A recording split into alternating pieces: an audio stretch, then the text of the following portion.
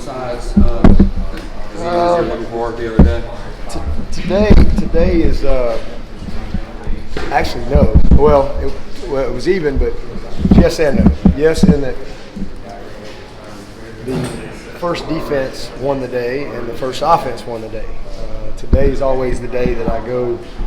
We usually go our attack on orange every day. And then this scrimmage every year I mix it up. It serves two purposes. But the main one being it really exposes some of our backups and lets them know where they are and where they got to get to. Because I always tell them, okay, when we put a guy in, they don't call timeout and take Travis Etienne out. It doesn't work that way. You got to be able to go in and play to the standard. We have a Clemson offense, we have a Clemson defense, and when you go in the game, you got to be ready to do your job. And so today was a day that the first defense really dominated the second offense, and the first offense dominated the second defense. So the good news is our first groups had a really good day. The bad news is our depth did not perform like we needed to. Now we got a bunch of guys out and everybody wants to, but I ain't into excuses and all that stuff. Guys go in, they're expected to play, and so the positive is a lot of guys got exposed today that felt like they were doing pretty good, and then all of a sudden they're taking every rep against John Simpson, or they're taking every rep against T. Higgins and Justin Ross, and all of a sudden it's a different game, and vice versa for the offensive guys. So too many turnovers, bad snaps. We had several bad snaps with our backups, and had a couple big drops, 1 and 2 minute. But then defensively, had some critical missed tackles, too many penalties, too many mental errors. So a mixed bag. Again, the positive is our first group on both sides won the day, and really won the day handily. It wasn't really close at all. And there were big plays on both sides. Nolan Turner had a pick six. So there were some. We had a scoop off a fumble. Some good things. We had a couple of good field goals. We got a lot of good special teams work. Punt return, kickoff coverage, punt, tight punt coming off the one. We worked a lot of situational stuff at the end of practice. So just a lot of miscellaneous things that we need to make sure we understand. 10 seconds on the clock. You got one timeout. You need a field goal to win it, but it's a 57-yarder right now. And, so what type of play do we want to call? And understanding you got to get down. And then the same thing, 10 seconds on the clock, no timeout. And now you got certain plays that you call in that situation. Long field goal return, long field goal coverage, slow safeties. We did a lot of situational stuff. It was a long day. This is probably maybe the longest day we've had all of camp, but it was a good day. And then we had to have a little refresher on the standard of how we get on and off the field here. So that took about 30 minutes, where we just decided we just wanted to pound the grass for a little while. So that was probably the biggest disappointment for me today, with some of the guys that just loafing on and off the field, and that's just not what we do. Again, I think we got done what we need to get done. I think we got some guys they got their eyes open today, and we got a few guys that I know are ready to play, and we got a bunch that I know aren't.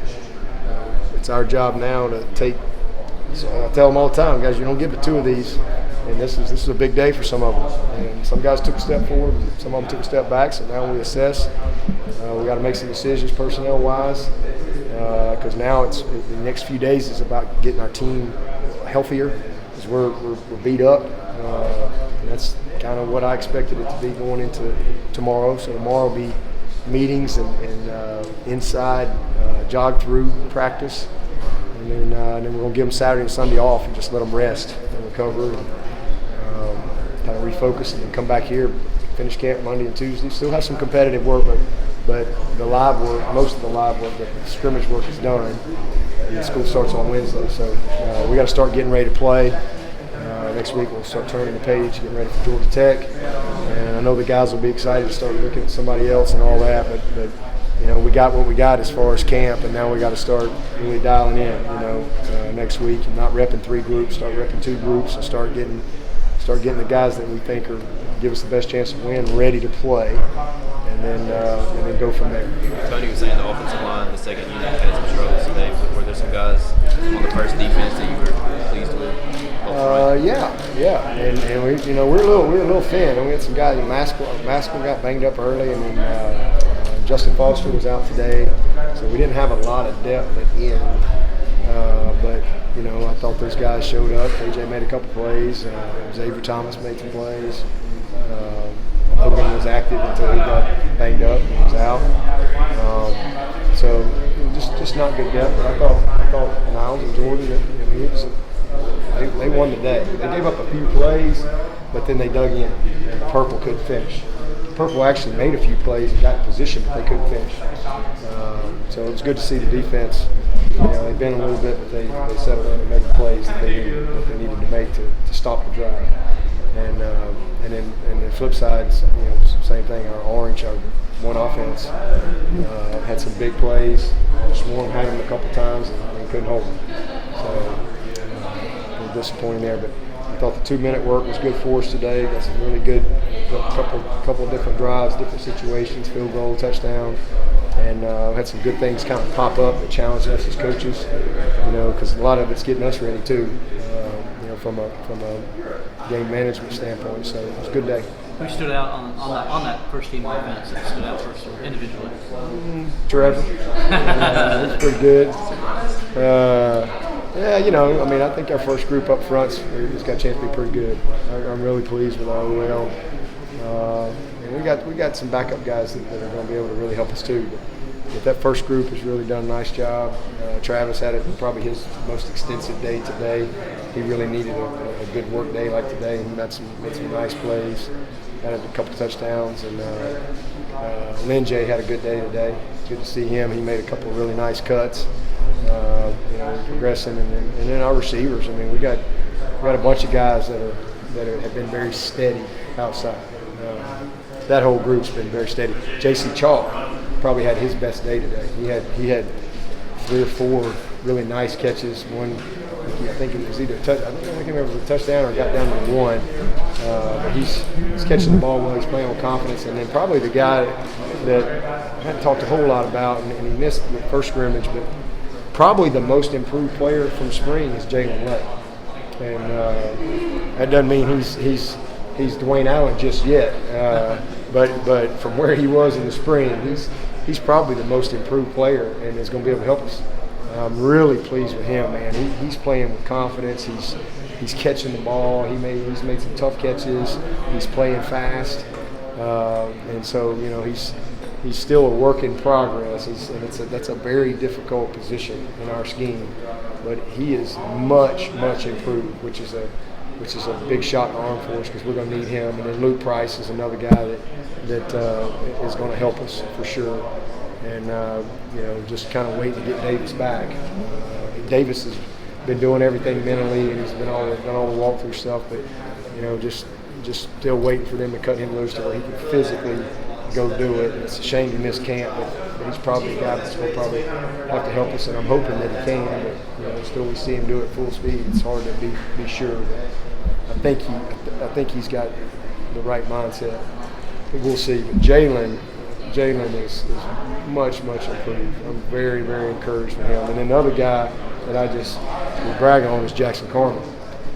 Man, he's had a great camp. Really matured, really grown up. It's amazing what a difference a year makes for some of these people. I mean, it's just amazing. You know, young people just transform when they get serious about it. He's just a different guy in every aspect of it. And he's worked really hard this past year. I'm really proud of him. Just showing up on time, you know, early, doing extra. He's strong, and he's probably one of the smartest players we have on this team, just from a football IQ standpoint. A very smart player. So I'm very encouraged by what I've seen out of Jackson. And, so, like I said, our first groups are in a good place. Right now, we just don't have enough functional depth. We're talented. We got some good-looking guys getting off the bus and some talented guys that can run around, but just really dependable, functional, accountable football players. We got 2 weeks to get ready. But right now, today, we would play a lot of people. DK missed the scrimmage for the funeral. Yes, and I think that's the second teammate that he's lost in the past year. So just thoughts with his family, but he'll be back. Getting going. Those guys, the break's probably coming at a really good time. They were hoping they could get out there today. Balin and Jake. We've had 3 hamstring guys: DK, Balin, and Jake, and they kind of all right there at the same spot. They did work out. They did do some stuff yesterday, and in shorts, but we just still weren't quite ready to just go play today, and we can't afford to have a setback because you're doing a hamstring. You get out there too early, you can be out for a while. So Balin and Jake are ready to play guys. Those guys, one thing about them, they're committed. They know their stuff, and it's just a shame that they've missed this live work. So it's going to be into the season, kind of getting them up to speed. But I think by Monday, all those guys will be hopefully ready to go, especially with a couple of days just true rest. What kind of camp is James Skalski having? Great, awesome. I mean, he's a great player. He's an unbelievably committed player. He's a team guy. He's a natural leader. He's a heartbeat for our team right now, no doubt.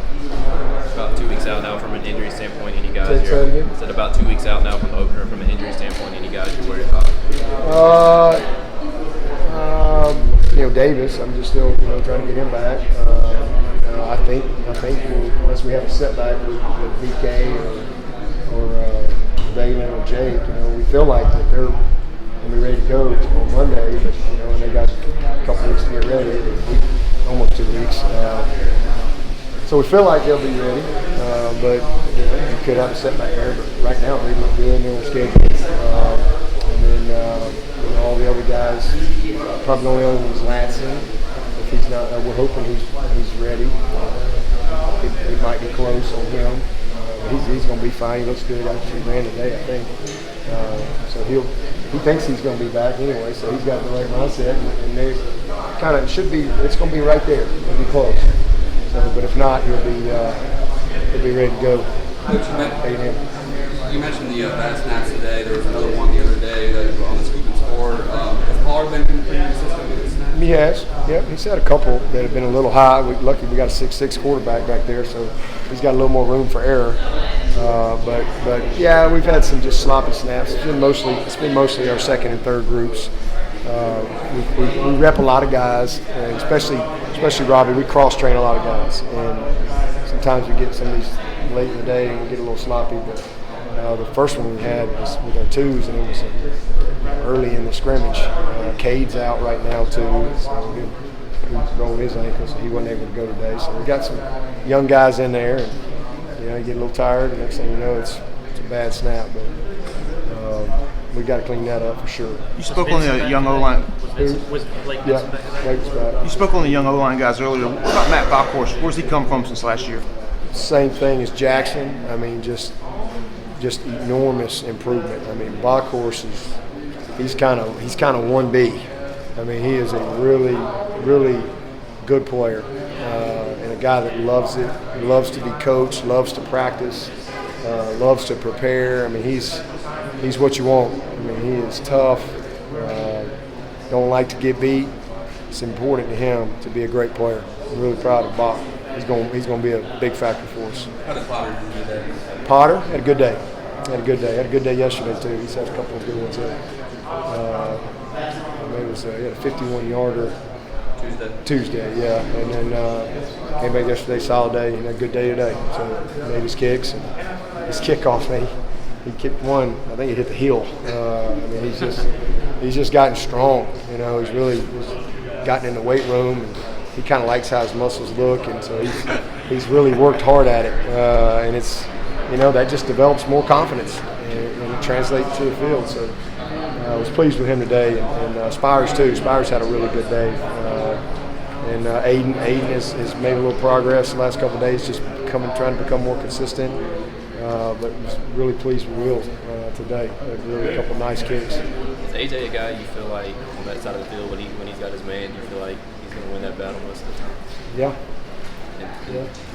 I guess how He's from that last guy. year, how different is he from last year? He's a junior. He's just played 2 seasons of football. And he's played high level ball, and he's going day in and day out, He goes against elite players, and he's played in big games and big plays. So just confident, and he's put in a lot of work. He's in a great place physically. He really understands the game. So absolutely, he's a guy that can take a guy away, for sure. Would you compare him similarly to Mackenzie Alexander in that regard? No, he's different than McKenzie. He's long. He's a lot longer than McKenzie. In Bigger. terms of the ability to take away. Yeah. I just think McKenzie he didn't have the length of AJ. McKenzie's. I mean, he can cover anybody, but this guy's he can get up there and line up on them 6'5" guys and match up with them. McKenzie was one of those guys that could cover and had to be win with technique and all that. And he was just a dog. He was a very competitive guy, and that's how he survived with just good technique. Whereas he's got all that, but then he's got this length to go with it. He can make some plays on the ball that McKenzie can't make, which is kind of that's why he's a rare dude with that length playing corner. Kind of like Isaiah. Isaiah, I thought, had a better scrimmage today. I didn't think he played well last Saturday at all, to be honest with you. And I thought he came back today and had a really nice day. He had made a couple of nice plays on the ball. Played like he was 10 feet out there a couple times. He made a couple plays that only he could make. So I thought pretty good day for him. Coach. All right.